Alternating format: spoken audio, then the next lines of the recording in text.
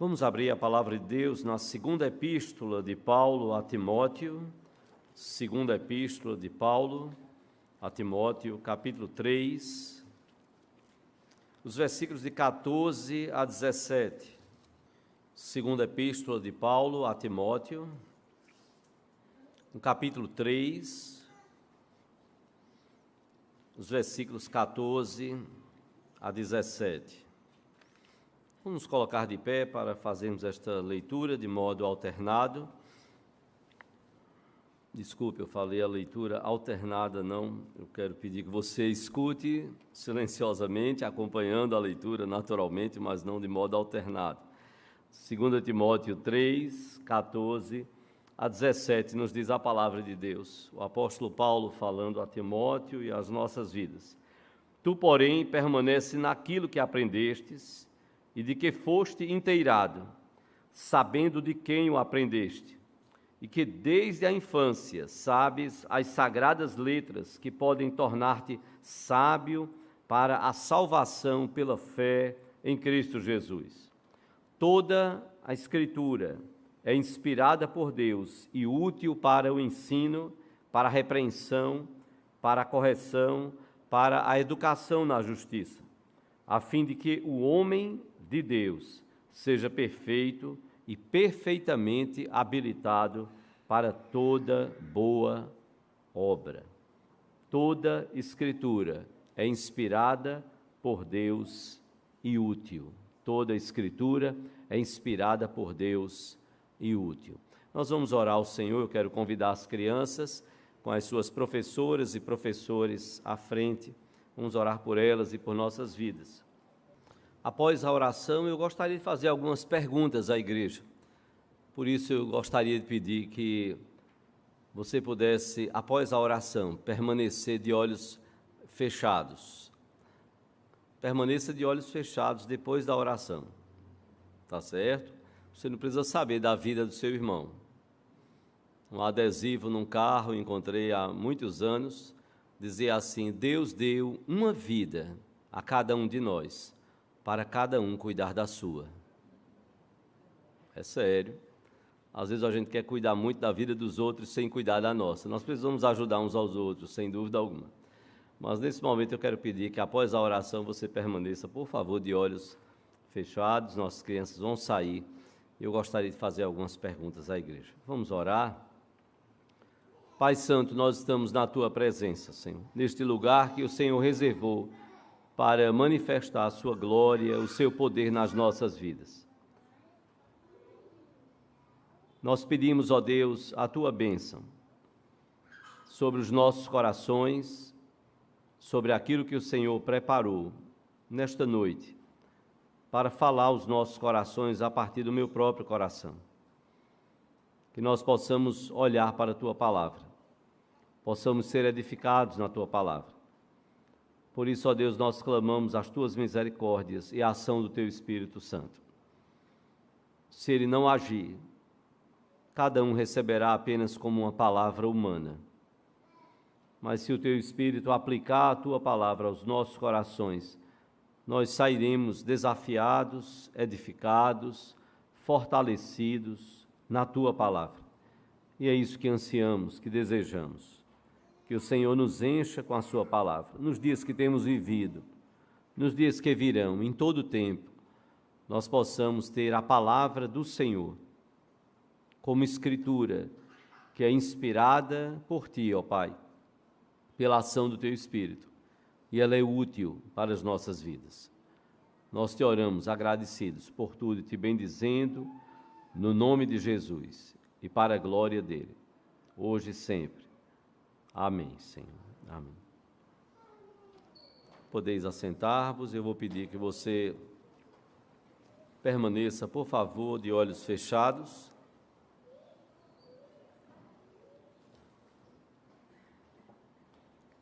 De olhos fechados, eu gostaria que você respondesse rapidamente algumas perguntas. Basicamente, duas perguntas. Primeiramente, quantos aqui já leram a Bíblia toda, pelo menos uma vez? Levante uma mão. toda. Você já leu a Bíblia toda, de olhos fechados, uma vez. Pode baixar. 5 vezes, ainda nessa mesma pergunta. Você já leu mais de 5 vezes a Bíblia? Ok. E a última pergunta. Quantos leem a Bíblia diariamente? Diariamente você tira um tempo para meditar, para ler a palavra de Deus. Amém. Pode baixar. Pode abrir seus olhos. Não vou dizer quantos levantaram a mão, que já leram pelo menos uma vez, 5 vezes. George Miller, que nasceu em 1805, viveu até 1898. Ele foi um pastor, evangelista, ele cuidou de mais de 10.000 órfãos na Inglaterra. Diz a história que ele leu a Bíblia mais de 200 vezes.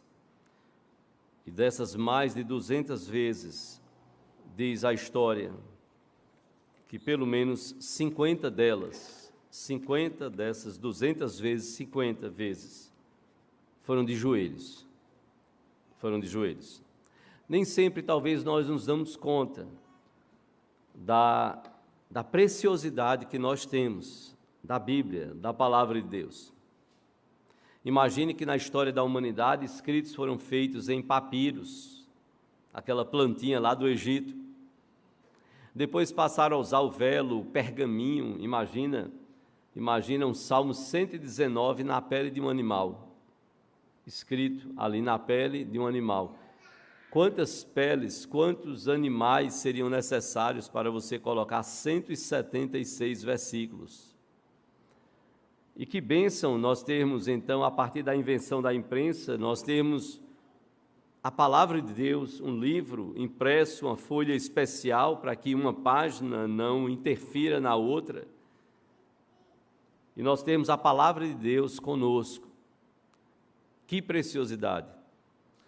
Histórias de arrepiar, igrejas cristãs perseguidas, e não é lenda, não é historinha, é estratégia.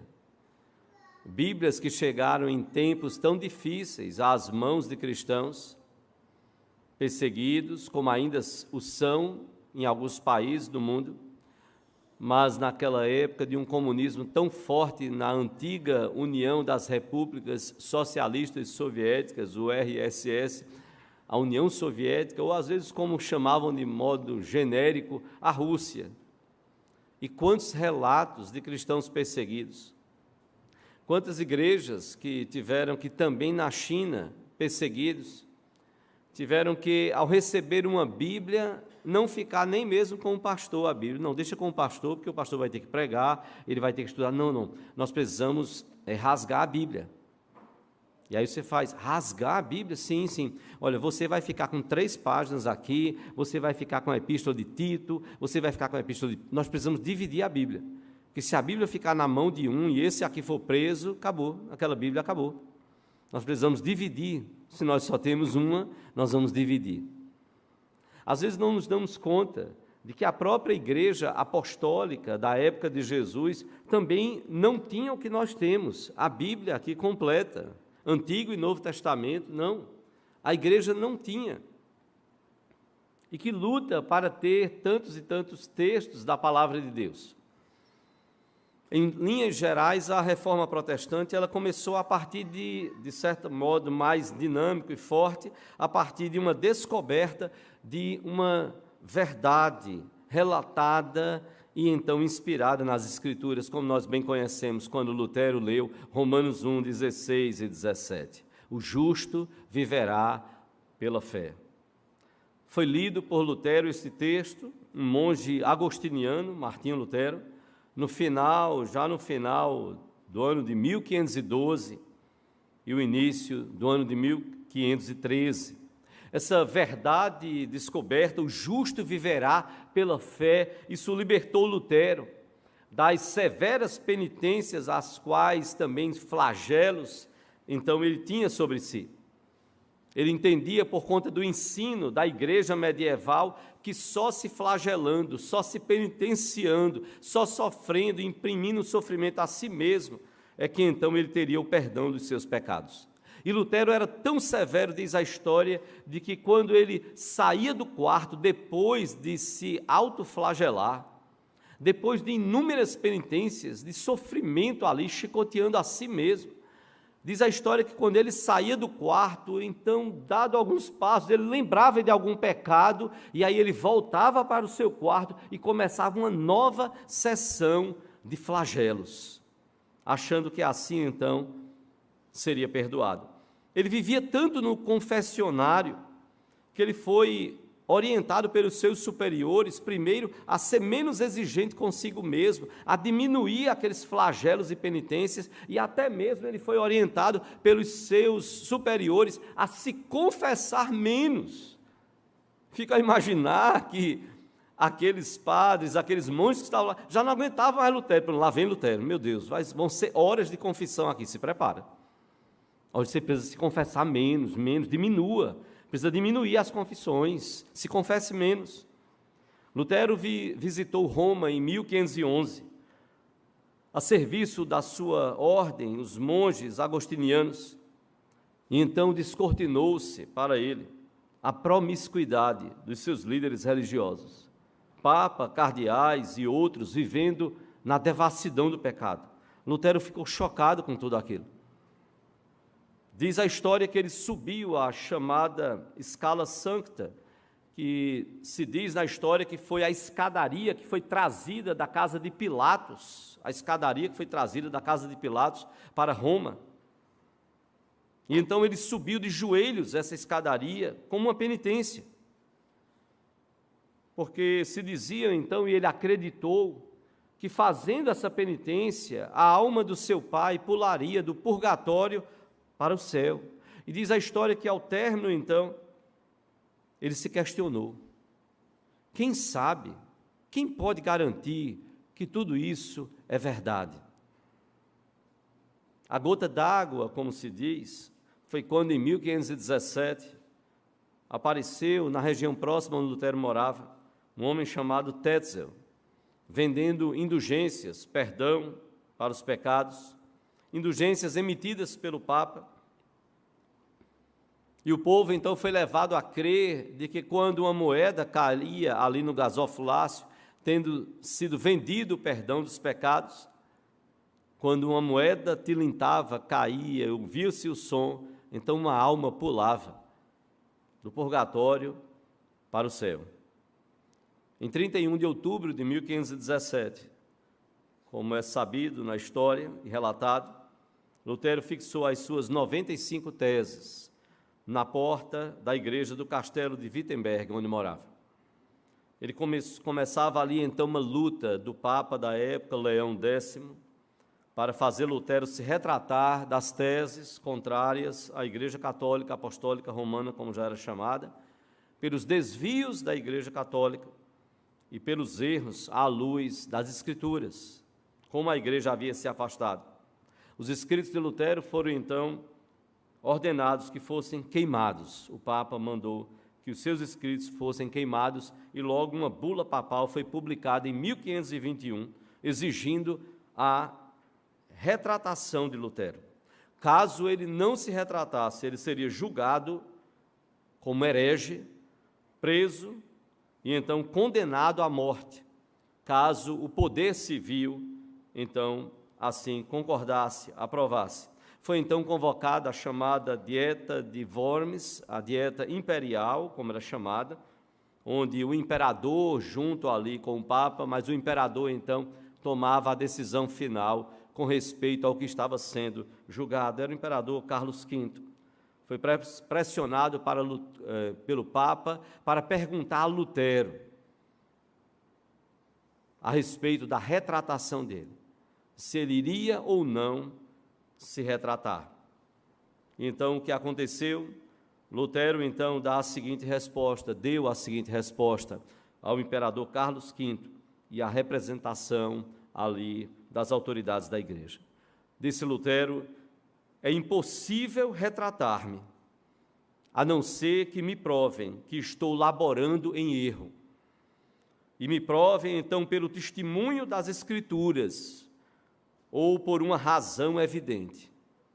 Não posso confiar nas decisões de concílios e papas. Eles têm errado e se contraditado. Minha consciência está alicerçada na palavra de Deus. Assim, Deus me ajude. Amém. Foi a resposta de Lutero naquele momento tão melindroso, tão crucial da sua vida. Não posso me retratar, é impossível me retratar, a não ser que me provem pelo testemunho das Escrituras. A minha vida, a minha consciência, digo, está alicerçada na palavra de Deus. Assim Deus me ajude. Os alemães, mesmo que por interesses políticos ou o que tenha sido, eles protegeram Lutero. E louvado seja Deus por isso. Ganhou o mundo. Ganhou o mundo. Eles protegeram Lutero. Os espanhóis que apoiaram o Papa, eles gritaram em relação a Lutero, à fogueira com ele. Queriam matá-lo. Deus preservou a vida de Lutero. Lutero, então, defendeu a obrigação do Estado, que era a obrigação do Estado educar o povo, investir na educação. Nós falamos isso em aulas de educação cristã na igreja, no seminário presbiteriano. Os historiadores falam sobre isso. A defesa de Lutero de que o Estado precisava investir, como os outros reformadores entendiam que era a obrigação do Estado investir na educação do povo. Só que os reformadores tinham a visão de que esse povo precisava ser alfabetizado para conhecer, a princípio, o princípio de todo saber, a palavra de Deus, a palavra de Deus. Ter acesso à cultura para poder ler as Escrituras. Lutero defendeu, como os outros reformadores, o sacerdócio de todos os santos. E por isso Lutero entendia que não era função exclusiva do Papa interpretar as Escrituras. Todos nós podemos ler e a palavra nos dá também esse direito de lermos. Não é privilégio de um clero iluminado, de pastores, presbíteros, de estudiosos, de teólogos, não. O cristão pode ler a palavra e pode interpretá-la, pode buscar compreendê-la, sim. Temos a igreja, temos estudiosos, temos pastores, temos mestres, presbíteros, irmãos que se dedicam ao estudo e caminhamos juntos como igreja e precisamos aprender isso, mas nós temos uma responsabilidade. O que é que Deus tem falado ao nosso coração quando nós lemos a sua palavra? Lutero defendia o sacerdócio de todos os santos. Como Pedro, apóstolo, diz na sua epístola, nós somos um sacerdócio real. A igreja é composta de sacerdotes, sim. Mas Lutero também defendia a reforma da igreja, à luz das Escrituras. Esta igreja precisa estar sempre voltando às Escrituras, vendo as suas práticas, analisando, e nós temos que ter muito cuidado. Nós sacralizamos determinadas coisas, sacralizamos. Eu acho legal o paletózinho, bonito, tal, mas e se não tiver paletó? A pregação não é pregação, o Espírito de Deus não está usando, o pregador não está respeitando. Não, nós sacralizamos às vezes. Nós sacralizamos. E tantas outras coisas, nós vamos criando determinados valores que aí parece-nos que nós vamos caminhando feito os fariseus, criando mais regrinhas, e já nós estamos perdidos em meio a tantas e tantas regras que o próprio Deus não impôs sobre nós.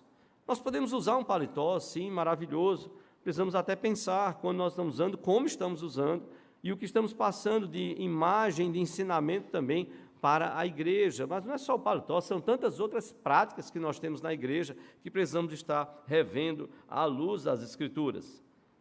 A reforma da igreja à luz das Escrituras, e o retorno da igreja às Escrituras, porque a igreja estava cheia de tradições, de revelações, de visões e de práticas que Deus não havia exigido da igreja.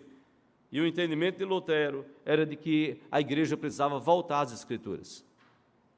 A tal ponto que ainda hoje a Igreja Católica, ela coloca em ponto aqui de equiparação a palavra de Deus e a tradição. E quando alguém diz, olha, mas veja, mas a Bíblia diz que nós não devemos fazer isso, ele diz, sim, mas a tradição também, você precisa reinterpretar bem a Bíblia, que a tradição da igreja, ela mostra também que a igreja também fez isso. Oi, a igreja fez isso contrário ao que a palavra de Deus fala, então a igreja estava errada na sua prática. Sempre temos que estar reformando, igreja reformada, eu brinquei hoje pela manhã dizendo, sempre se inovando, né? E eu vi algumas pessoas olhando e eu disse, exato, não é a igreja reformada sempre se inovando, nós não estamos buscando inovação, nós estamos buscando, Senhor, o que é que Tu queres da Tua igreja através da Tua palavra, sempre voltando à palavra. Por isso eu espero que a cor das paredes não sejam pretas, não precisem ser pretas para a gente criar um clima legal, agradável, e o nosso coração não estar legal diante de Deus, e não entendermos o que Deus quer das nossas vidas. Lutero estava tão preocupado com isso, com as tradições, revelações, visões que pairavam na igreja daqueles tempos, que Lutero, nós temos esse pensamento lá no mural, lá no gabinete pastoral, Lutero disse certa vez, eu fiz uma aliança com Deus, que Ele não me mande visões, nem sonhos, nem mesmo anjos. Eu estou satisfeito com o dom do Espírito, com o dom das Escrituras Sagradas, digo. Eu estou satisfeito com o dom das Escrituras Sagradas, que me dão instrução abundante e tudo que eu preciso conhecer, tanto para esta vida, quanto para a que há de vir. Lutero disse, Senhor, eu fiz uma aliança com Deus, Ele não precisa me mandar mais visões, revelações, não, eu tenho as Escrituras, e eu estou satisfeito com as Escrituras. Nas Escrituras eu tenho tudo que eu preciso para esta vida e para a vida que há de vir. Esta foi a visão de Lutero. E aí eu quero voltar ao texto que nós lemos. O que é que tudo isso tem a ver com somente as Escrituras? Até aqui eu não teria pregado a palavra. Até aqui fiz só um resgate histórico para você ver quanta luta a igreja teve para não só preservar a palavra, mas para levar a palavra ao povo, que o povo tivesse acesso à palavra, não fossem só o clero com a palavra, mas todo o povo, traduzir como os reformadores lutaram, para que cada povo tivesse a Bíblia, a Escritura, a palavra de Deus na sua língua, e que bênção é nós termos a Bíblia em português. Está o missionário, pastor Aldo, lá no meio dos indígenas, e agora estão lutando para ter uma tradução mais próxima ali dos guaranis brasileiros. Como ele conversava, ele dizia, porque os guaranis paraguaios, eles têm algumas diferenças na língua. Então, a preocupação de trazer a palavra de Deus para cada povo. E aí, então, eu quero convidar você a voltar ao texto que nós lemos, 2 Timóteo 3, 14 a 17. Esta é a última das 3 epístolas pastorais que Paulo escreveu. Paulo escreveu 1 e 2 Timóteo, Paulo escreveu também a Tito, como epístolas pastorais, cuidando desses líderes da igreja.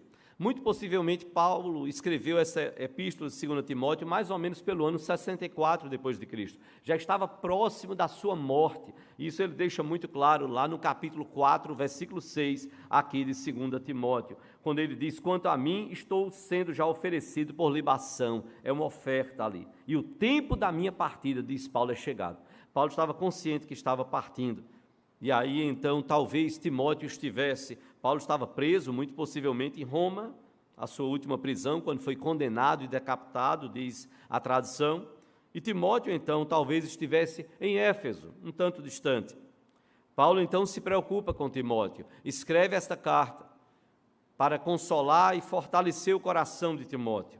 Paulo tem uma preocupação com a vida de Timóteo, a vida pessoal dele como pastor, como ministro, como líder da igreja. Paulo tem uma preocupação de que Timóteo pudesse viver e cumprir o ministério dado por Deus, de pastorear e liderar a igreja. Paulo tem uma preocupação também mostrada nessa segunda epístola de Timóteo com respeito à questão da ameaça do falso ensino. Era uma ameaça para toda a igreja daquela época. Então Paulo enaltece, exalta a Escritura, a palavra de Deus. Paulo dá ênfase a Timóteo. Como é importante, irmãos. E como é um desastre para a igreja. Você pode ler tantas outras coisas, e pode e deve ler, e nós devemos ler outros livros. Mas, meu irmão, o maior tesouro, minha irmã, cada família, o maior tesouro que nós temos é a palavra de Deus. É o maior tesouro que nós temos. Nós investimos em tantas coisas. Às vezes não investimos em tirar um tempo e dizer: Senhor, quanto tempo eu gasto almoçando? 20 minutos? Almoço de quartel, 15 minutos, 20? Alguns 30? Alguns 40? Alguns 1 hora? E depois: pastor, ore por mim, porque eu estou engordando. Eu digo: coma menos. Diminua o tempo de almoço. Diminua o tempo das refeições. Diminua o prato. E pastor, e o que é que eu faço com o resto da... Pastor, eu tenho uma insônia tão grande, tão grande. A mãe do Dr. Gilberto Pickering foi pastor, professor lá do Betel, de João Pessoa. Uma vez ele compartilhou isso, e ele disse, dizendo para a igreja: irmãos, minha mãe, quando soube que eu tinha insônia, ela disse: meu filho, remédio para insônia. Disse: mãe, eu já tenho gasto tanto com remédio para poder conseguir dormir. Eu disse: não, meu filho, é simples. Quando você tiver insônia, comece a ler a Bíblia. No instante o sono chega.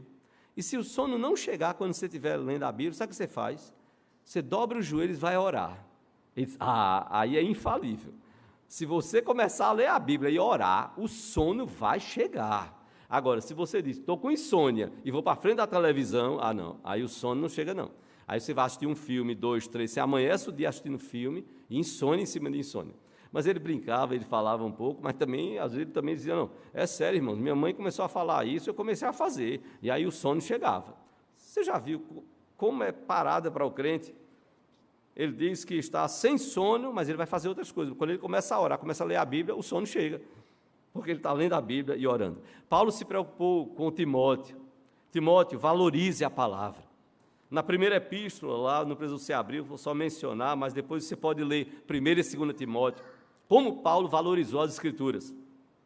Paulo disse lá em 1 Timóteo 1:5, 3:1, 4:9, ele usa uma expressão: fiel é a palavra, a Escritura é fiel, ela não falha, é palavra de Deus. Paulo fala lá em 1 Timóteo 4, 6 e 7, ele diz: olha, nós não estamos com fábulas profanas, não, nós seguimos a boa doutrina. Timóteo, ensine a boa doutrina, não baseada em fábulas, não historinhas. Você pode até ilustrar, mas você tem que ter o cuidado para as pessoas não acharem que você está ensinando fábula, ensinando lenda. Não. Tiramos lições, aprendizados, mas a palavra que estamos ensinando é a palavra de Deus. Paulo fala em 1 Timóteo 4,13, Paulo diz a Timóteo: aplica-te à leitura, à exortação, ao ensino. Paulo fala em 1 Timóteo 4,16, tem cuidado de ti mesmo. Muito importante, ouvimos ontem uma palestra, está disponível para você lá no canal do YouTube da igreja, sobre a caminhada a 3 como casal, no Sermão da Montanha. Muito preciosa a palavra de ontem para os casais. Tem cuidado de ti mesmo, diz Paulo, e da doutrina. Paulo fala ainda a Timóteo, no capítulo 6, 1 Timóteo 6, versículo 3, ele diz: olha, nós não estamos ensinando outra doutrina, não. Essas outras doutrinas, essas falácias, essas mentiras, essas heresias, não tem nada a ver com as palavras do nosso Senhor Jesus Cristo. Paulo fala em 2 Timóteo 2,15, para mim o texto da vergonha, 2 Timóteo 2,15, eu era membro da Igreja da Madalena, filho de presbítero, aproximadamente com 15 para 16 anos, um colega meu sentou ao meu lado, eu estava aguardando começar o culto, e ele cumprimentou, a gente já fazia um tempo que não se via, nos abraçamos, e aí ele olhou e disse: 2 Timóteo 2,15, qual é o texto? Eu disse: sei não. Ele fez: abre aí. Aí eu abri a Bíblia, não tinha aí, né, de aplicativo, não tinha celular, nada na época, abre lá, 2 Timóteo 2,15, não está na tela não, viu? Procura apresentar-te a Deus como obreiro aprovado, que maneja, procura apresentar-te a Deus como obreiro que não tem de que se envergonhar, que maneja bem a palavra da verdade. Ele parou e disse: está vivendo? Está vivendo. Eu disse: estou não. Ele fez: topa o desafio? Eu disse: topo. E fomos pensar qual era o desafio. Procura apresentar-te a Deus aprovado, como obreiro que não tem de que se envergonhar, que maneja bem a palavra da verdade. Paulo disse isso a Timóteo. Capítulo 3, versículo 10, 2 Timóteo 3,10, Paulo diz: tu, porém, tens seguido de perto o meu ensino. Ensino baseado em quê? Na palavra. E então chegamos ao texto de 2 Timóteo 3, 14 e 15, quando Paulo, então, vai nos dizer: tu, porém, permanece... Desculpe. Tu, porém, permanece naquilo que aprendeste e de que foste inteirado, sabendo de quem o aprendeste, e que desde a infância, sabes as sagradas letras que podem tornar-te sábio para a salvação pela fé em Cristo Jesus. Paulo diz: Timóteo, você precisa permanecer naquilo que você foi ensinado, porque você sabe de quem você aprendeu. Você aprendeu, você foi ensinado, você sabe de quem você aprendeu e você sabe dessas sagradas letras desde a infância. Quem chegou na igreja no departamento infantil? Levante a mão aí. Quem chegou? Um bocado de gente, hein?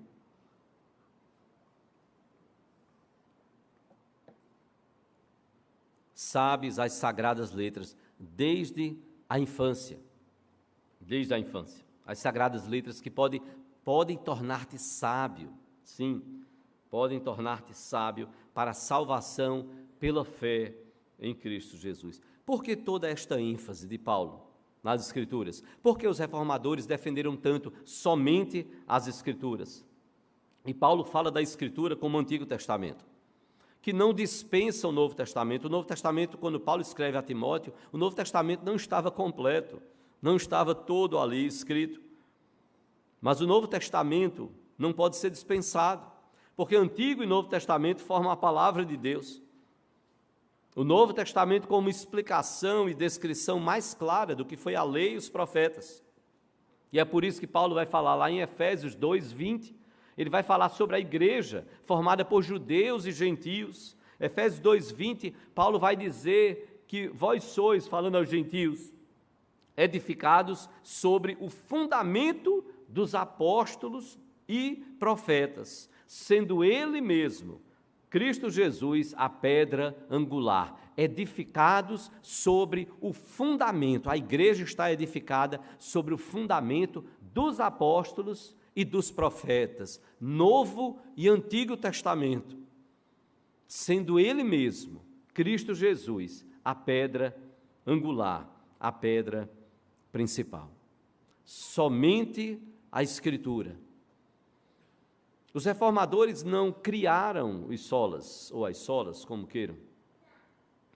Eles não disseram: vamos criar aqui, então, estas solas. Não.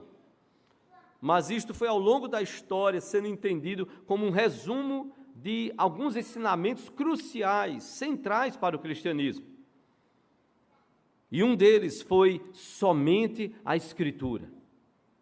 Nós não podemos edificar a igreja sobre as tradições, nós não podemos edificar a igreja sobre as superstições. E não se engane, tem muito crente preso a tradições que não são exigidas por Deus e nem colocadas para a igreja na Bíblia, na Escritura.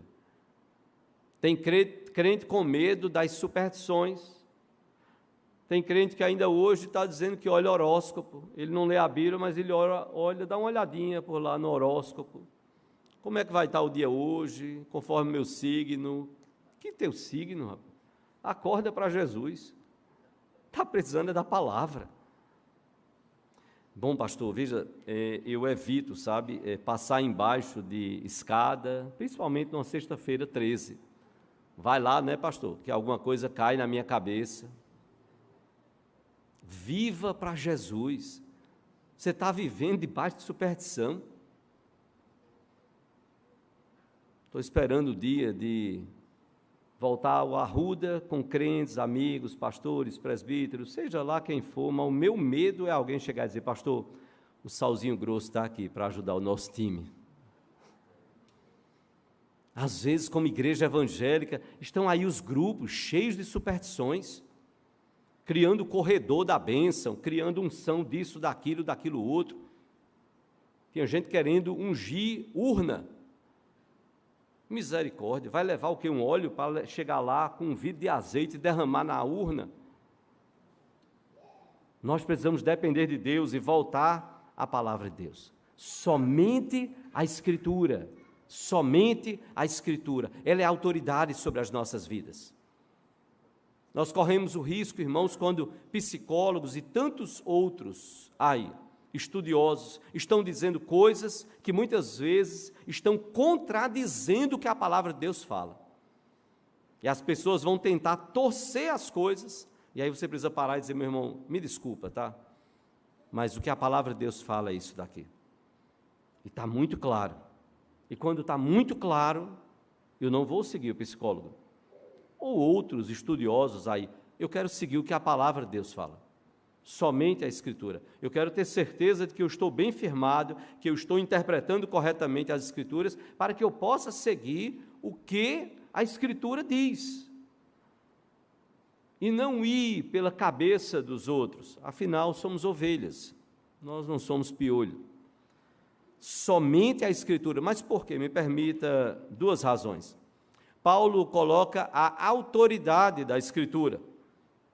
Somente a Escritura por causa da autoridade da Escritura. E é isso que Paulo diz no começo do versículo 16. Olha o que ele diz: toda a Escritura é o quê? Inspirada por quem? Por Deus. Paulo diz: toda a Escritura é inspirada por Deus. Aqui está a autoridade da Bíblia. Nós precisamos de reverência em relação à palavra de Deus. Nós precisamos de reverência para com a Bíblia. A expressão palavra de Deus, ela precisa significar muito para nós. Não é a palavra de homens, é a palavra de Deus. Significa que Deus falou através dos profetas, significa que Deus falou através dos apóstolos, significa que Deus falou através de toda a Bíblia. Sim, através da inspiração do Espírito Santo. Nós não podemos esquecer isso. E olha, voltando ao texto que nós lemos no início do culto, em 2 Pedro, o texto que nós abrimos, iniciamos o culto, no capítulo 1, e olha rapidamente, relendo o texto, olha como Pedro coloca aqui. 2 Pedro, desculpem, capítulo 1, a partir do versículo 16. E olha a força do que Pedro coloca, inspirado pelo Espírito Santo. Porque não vos demos a conhecer o poder e a vinda de nosso Senhor Jesus Cristo, seguindo fábulas engenhosamente inventadas, mas nós mesmos fomos testemunhas oculares da sua majestade.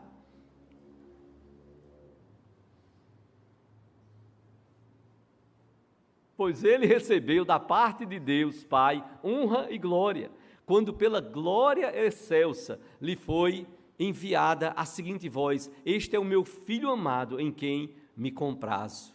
Ora, esta voz vinda do céu, nós a ouvimos, quando estávamos com ele no Monte Santo. Temos assim tanto mais confirmada a palavra profética, e fazeis bem em atendê-la, como a uma candeia, que brilha em lugar tenebroso, até que o dia clareie e a estrela da alva nasça em vosso coração. Sabendo primeiramente isto, que nenhuma profecia da Escritura provém de particular elucidação, porque nunca jamais qualquer profecia foi dada por vontade humana. Entretanto, homens santos falaram da parte de Deus, movidos pelo Espírito. Isso é olhar para a Bíblia como Deus falando conosco. Como dizia o pastor, ou como diz o pastor Augusto Nicodemos, você quer ouvir a voz de Deus, a palavra de Deus, quer ouvir a voz de Deus, leia a Bíblia. Quer ouvir a voz de Deus audível? Leia a Bíblia em voz alta. É a palavra de Deus. E nós precisamos ler a palavra como não palavra de homens. É palavra de Deus para as nossas vidas. É autoridade. Palavra profética.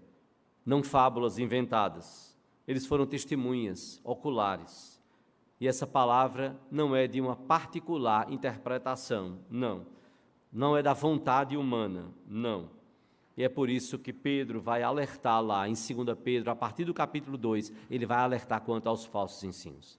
A Bíblia é a palavra de Deus. Ela tem autoridade, como nenhum outro livro.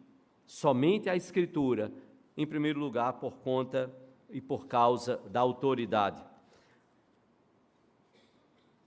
É tão respeitado Rui Barbosa. Rui Barbosa chegou a dizer sobre a Bíblia: se eu a coloco abaixo de todos os livros, é ela que mantém todos eles, é a base de todos eles. Se eu a coloco no meio dos outros livros, ela é o coração desses livros. E se eu a coloco em cima dos outros livros, ela é a cabeça e a autoridade de todos os livros em minha biblioteca. Esse foi um pensamento de Rui Barbosa, tão respeitado no meio brasileiro, culturalmente falando, tão enaltecido, dada a sua capacidade intelectual. Era um homem que tinha na Bíblia um livro inigualável. Mas somente a Escritura, não só por causa da autoridade da Escritura, mas por conta da utilidade das Escrituras. Ela não tem só autoridade, ela tem utilidade. E olha o que Paulo, então, voltando ao texto, ele nos diz: toda a Escritura não é só inspirada por Deus, mas ele diz, ela é útil para o ensino, para a repreensão, para a correção, para a educação na justiça, a fim de que o homem de Deus, o servo de Deus, seja perfeito e perfeitamente habilitado para toda boa obra. Paulo fala aqui a Timóteo sobre a utilidade da Escritura. Somente a Escritura, por causa da utilidade dessa Escritura. A Escritura, ela contém a perfeita norma de uma vida saudável e feliz. Não é isso que nos ensina o Salmo 1? O salmista nos diz isso. Ele diz: bem-aventurado o homem que não anda no conselho dos ímpios, não se detém no caminho dos pecadores, nem se assenta na roda dos escarnecedores. Antes o seu prazer está na lei do Senhor, e na sua lei medita de dia e de noite. E a palavra vai falar... Desculpa. Acordou? A palavra vai falar sobre como é a vida desse homem. É como uma árvore que está plantada junto a correntes de água, produz o fruto no seu devido tempo. Que bênção é este homem! Mas olha o segredo: antes, na sua lei, medita de dia e de noite. Esse homem é bem-aventurado. Ele está meditando, pensando como é que ele deve conduzir a sua vida, e ele quer encontrar na lei do Senhor a direção, a sabedoria para viver de acordo com a vontade do Senhor. Deus nos deu a Escritura, não para curiosidade, não para matar a nossa curiosidade. O que é que virá no futuro? Como é, como não é, como já foi? Não para curiosidade, não para ostentação, não para estarmos competindo uns com os outros, para ver quem sabe mais, quem sabe menos, não para ostentação, não para invenções místicas. Tem tanta gente criando coisa, o lenço ungido, o pedaço da cruz ungido, não foi para isso que as Escrituras nos foram dadas, não para um palavreado tolo, vazio, um evangeliquez, um tom religioso, como dizia Charles Spurgeon. Isso dá dor no fígado. Você ouviu crente que está só com jargão, clichê evangélico, mas não pensa no que está dizendo, no que está falando. É tão fácil para os outros, mas não pensa na sua própria vida em relação àquilo. Mas as Escrituras nos foi dada para o nosso bem, para o ensino, para a repreensão quando nós estamos errados, para a correção, que é resultado da repreensão, para a educação na justiça. E educação aqui na justiça é uma instrução para uma vida santa e piedosa. Uma vida que honre e glorifique a Deus. A principal parte do nosso conhecimento, para o que a Escritura ela é útil, está justamente no final do versículo 15, quando Paulo disse a Timóteo que ele conhecia as Sagradas Escrituras, que ele havia recebido desde a infância, e então Paulo diz que essa Escritura ela pode tornar-te sábio para a salvação pela fé em Cristo Jesus. Todo conhecimento da Escritura é para que nós creiamos no Senhor Jesus Cristo como Senhor e Salvador de nossas vidas. No versículo 17, então Paulo termina com a finalidade. Qual a finalidade de Deus ter nos dado uma palavra que é inspirada e que é útil? Ela é útil, sim, para fazer o que na vida desse homem, deste ser humano, seja homem ou mulher, a fim de que o homem, o servo de Deus, seja perfeito e perfeitamente habilitado para toda boa obra, para que ele seja perfeito, ele seja completo. As Escrituras nos foram dadas, a Escritura nos foi dada para que nós sejamos completos, plenos de Deus. É como uma pessoa, e esta é a ideia do completo, em que não existe defeito. É como uma pessoa em quem não existe defeito. E aí você vai dizer, mas pastor, nós somos tão limitados, pecadores, falhos. É verdade. E Deus está operando através da sua palavra para nos aperfeiçoar, para nos tornar a cada dia mais parecidos com Jesus, perfeitos nele, através da sua palavra. A sua palavra nos foi dada para que o servo de Deus seja perfeito, seja completo e perfeitamente habilitado, capacitado para toda boa obra que Deus preparou para que andássemos nela. Nós somos moldados pela palavra. Como Paulo fala lá em Efésios, capítulo 5, 25 a 27, a igreja está sendo trabalhada. E eu pretendo voltar a esse texto de Efésios, tão precioso. Como é que você vê a igreja? Como você vê a igreja? Quando pensarmos na sola eclesia, só a igreja, somente a igreja. E Jesus, então, na sua oração sacerdotal, ele disse que orava ao Pai, para que o Pai não tirasse os seus discípulos do mundo. Não, não. Santifica-os na verdade. A tua palavra é a verdade. Nós precisamos ser cada dia mais parecidos com o Senhor Jesus. É um desafio para todos nós, pastores, presbíteros, diáconos, líderes de ministérios, líderes de pequenos grupos, líderes de grupos de oração nos lares, para toda a igreja. E isso a partir da Escritura. Senhor, o que é que Tu queres das nossas vidas? Nos ajuda a colocarmos isto em prática. A Tua palavra não tem igual. Somente a Escritura, por causa da autoridade da Escritura e por causa da utilidade da Escritura. Você valoriza a palavra de Deus? Talvez você não a lê diariamente, e você diz, pastor, eu tenho uma vida tão corrida.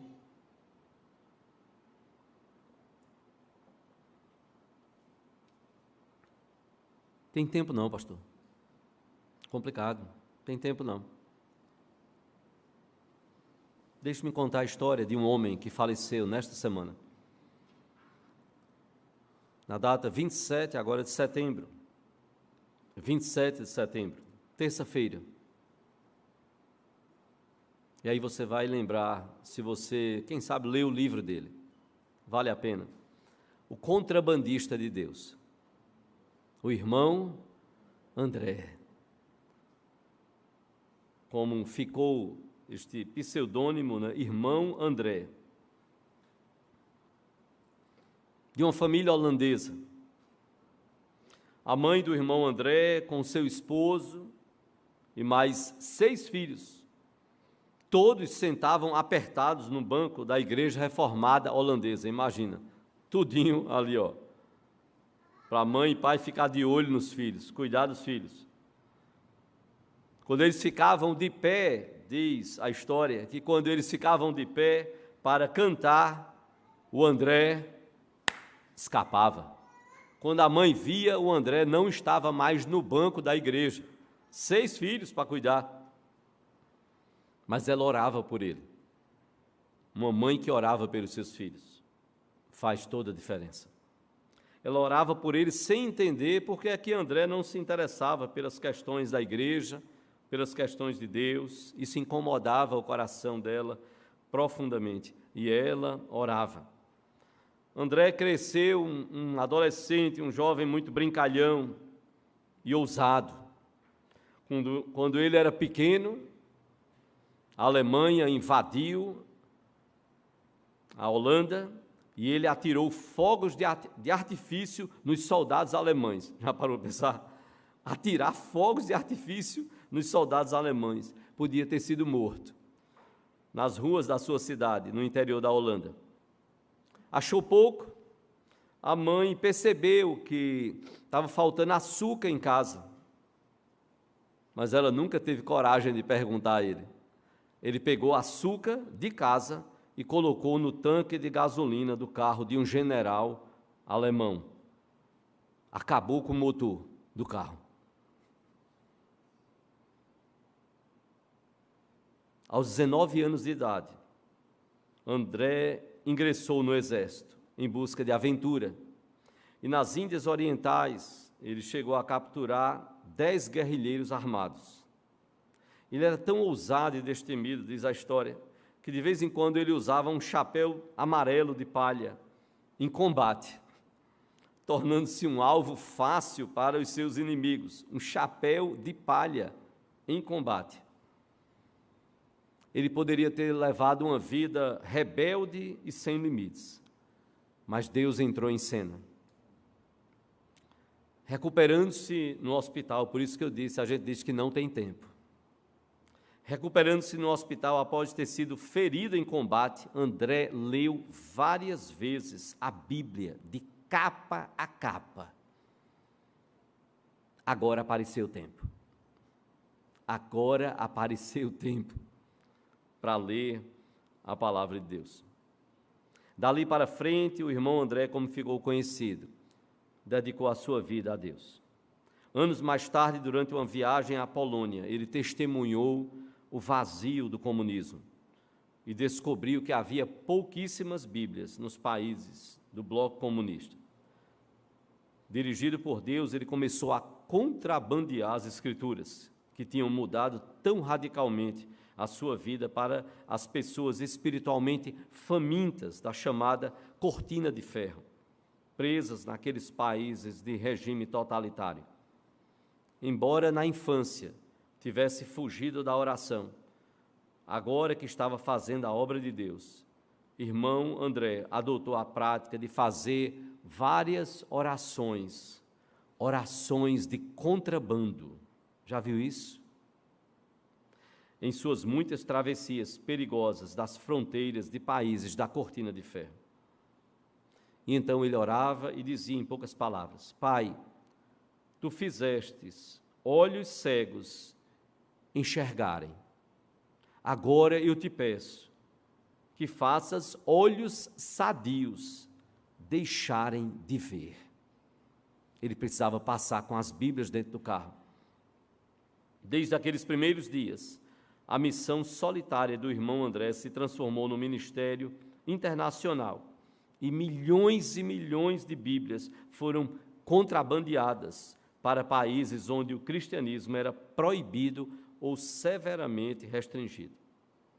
Certa vez disse o irmão André: eu não sou corajoso. Eu não sou corajoso. Muitas vezes fico terrivelmente amedrontado.